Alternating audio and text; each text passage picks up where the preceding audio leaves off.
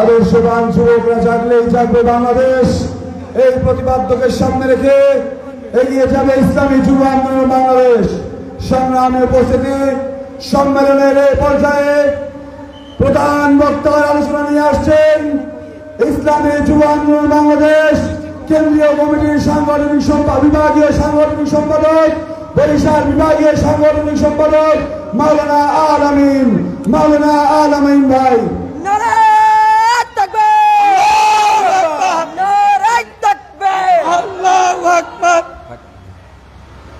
আসসালামু আলাইকুম ওয়া রাহমাতুল্লাহি ওয়া বারাকাতুহু। ইসলামী যুব আন্দোলন বাংলাদেশ মঠবাড়িয়া উপজেলা শাখা কর্তৃক আয়োজিত আজকের প্রোগ্রামে সম্মানিত সভাপতি উপস্থিত আছেন, সুযোগ্য সম্মানিত প্রধান অতিথি এবং অন্যান্য নেতৃবৃন্দ।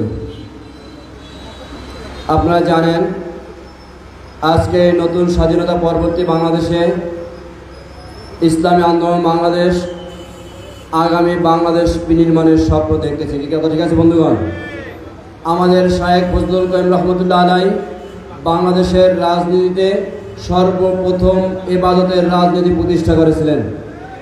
সকলে যখন রাজনীতিতে ক্ষমতার হাতিয়ার বানিয়েছিলেন, ক্ষমতায় যাওয়ার জন্য সিঁড়ি বানিয়েছিলেন, ঠিক সেই মুহূর্তে শায়েখ ফজলুল করিম রহমতুল্লাহ আলাইহি রাজনীতি সংগঠন প্রতিষ্ঠা করে তিনি ঘোষণা দিয়েছিলেন, আমি রাজনীতি করি না, আমি ইবাদত করি। কি বলছে, কি বলেন নাই? আমরা তারই উত্তরসূরি। এখন পর্যন্ত ইসলামী আন্দোলন বাংলাদেশ এদেশে ইবাদতের রাজনীতির ধারাই প্রতিষ্ঠিত আছে। আজ পর্যন্ত কোনো দলের কাছে বেচা বিক্রির এই হাটে বিক্রি হয় নাই। কি কথা ঠিক আছে বন্ধুগণ? সংগ্রামী বন্ধুগণ, আপনারা জানেন এই আওয়ামী স্বৈরাচার পতনের আন্দোলনে ইসলামী আন্দোলন বাংলাদেশ তথা পীর সাহেবুল চরমনাই সবার আগে অগ্রণী ভূমিকা পালন করেছিলেন। কথা ঠিক আছে ইনশাআল্লাহ? বিপ্লবী বন্ধুগণ, আমরা ইসলামী আন্দোলন বাংলাদেশ পীর সাহেবুল চরমনাই সৈনিকের আজকে গর্ব করে বলতে পারি, আমাদের নেতারা সেদিন শুধু প্রেস ব্রিফিং দিয়ে আর মৌন সমর্থন জানিয়ে ক্ষান্ত হন নাই। আমাদের নেতারা সেদিন রাজপথে বুলেটের সামনে বুক পেতে দিয়েছিলেন। কথা ঠিক আছে বন্ধুগণ? আপনারা জানেন 18 জুলাই যেদিন সারা দেশে আওয়ামী সরকার মানুষ হত্যার রাজনীতি শুরু করেছিল, সেদিন পীর সাহেবুল চরমনাই ঢাকা বাইতুল মুকামে স্পষ্ট ঘোষণা দিয়েছিলেন, এই নরপিশাচ তুই আমার আবু সাইদের গায়ে কেন গুলি করলি? বলছেন কি বলেন নাই?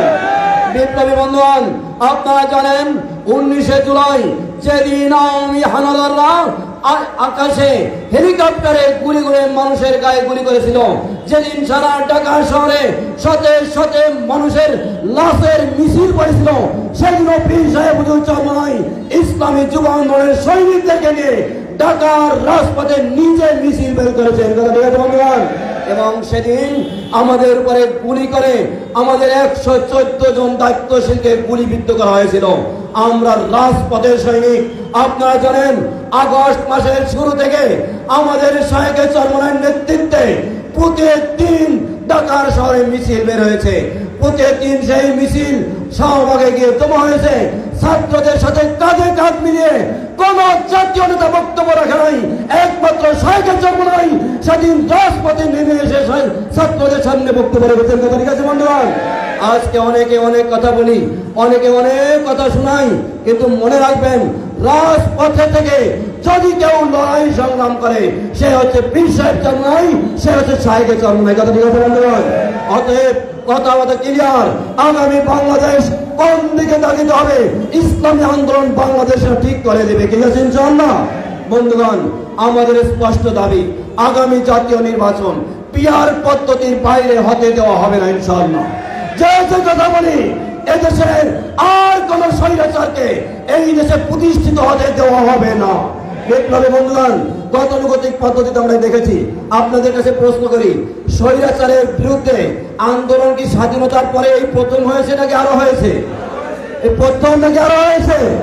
আপনারা জানেন যারাই যখন ক্ষমতা এসেছে তারাই তখন স্বৈরাচারের আবির্ভাব হয়েছে, তারাই তখন নিজেদেরকে স্বৈরাচারের আবির্ভাব করার চেষ্টা করেছে। আগামী দিনে এই দেশে আর কোন স্বৈরাচার আসতে দেওয়া হবে না।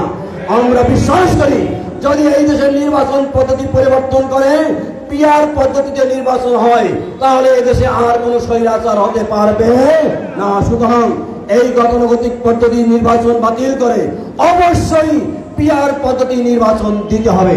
পাশাপাশি বন্ধুগণ, এখনো এই স্বাধীন দেশে আমাদেরকে অনেকে জুজুর ভয় দেখায়, ইসলাম যদি ক্ষমতায় আসে নারীদের অধিকার থাকবে না, শিক্ষা ব্যবস্থা থাকবে না। এই সেই আমি বলতে চাই, সকল কিছুর চেয়ে ইসলাম নারীদেরকে সবচেয়ে বেশি অধিকার দিয়েছে। কথা ঠিক না বন্ধুগণ? আমরা আশ্বস্ত করতে চাই এদেশের নারীদের শিক্ষা ব্যবস্থা, কর্মসংস্থান সকল কিছু সুন্দর থাকবে, বরঞ্চ তারা আগের চেয়ে আরো বেশি অধিকার পাবে। এখন নারীরা লাঞ্ছিত হয়, দর্শনের শিকার হয়, ইফটিজিং এর শিকার হয়। চাকরিতে গেলে আমাদের একজন শিক্ষিকা প্রধান শিক্ষকের কাছে দর্শিত হয়, শিক্ষকের কাছে ছাত্রী হেনস্থা হয়। আমরা বিশ্বাস করি ইসলাম যদি প্রতিষ্ঠিত হয় এদেশে আর কোনো দর্শনের রাজনীতি থাকবে না ইনশাআল্লাহ। পাশাপাশি বন্ধুগণ, এখনো আপনাদেরকে অনেক হিন্দু ভাইদেরকে ভয় দেখায় ইসলাম ক্ষমতায় আসলে তাদের নিরাপত্তা থাকবে না। আমরা ইসলামী আন্দোলন বাংলাদেশ প্রমাণ করে দিয়েছি, আমরা মায়ের কোলে যেভাবে সন্তান নিরাপদ থাকে এদেশের হিন্দুদেরকেও আমরা সেই পরিমাণে নিরাপদে রাখবো ইনশাআল্লাহ। কথা ঠিক আছে? আমরা নিজেরা এদেশের মন্দিরগুলো পাহারা দিয়ে রেখেছি, আমরা নিজেরা দাঁড়িয়ে এদেশের সকল হিন্দুদের উপাসনালয় পাহারা দিয়েছি। আমরা প্রমাণ করেছি আমরা তাদের ধর্মীয় অনুসারী নই, আমরা তাদের ধর্মীয় বিশ্বাসে বিশ্বাস করি না, কিন্তু তাদের নিরাপত্তার দায়িত্ব আমাদের। কথা ঠিক আছে বন্ধুগণ? এই দেশের কোন নাগরিকের নিরাপত্তাহীনতা ইসলাম হতে দিবে না। এজন্যই এতদিন তারা ভুল বুঝেছিল ইসলামের রাজনীতির দরকার কি, ইসলাম আসার দরকার কি। তা এখনো যারা এই কথা বলে, মনে রাখবেন ইসলামের সৌন্দর্য যদি রাষ্ট্রীয়ভাবে ফুটে ওঠে তাহলে ওদের কোমর ফাঁস হয়ে যাবে, ওদের রাজনৈতিক জারি জুরি বন্ধ হয়ে যাবে। এদেশের মানুষ ইসলাম ছাড়া বিকল্প কিছু চাইবে না। চাইবে বলেন?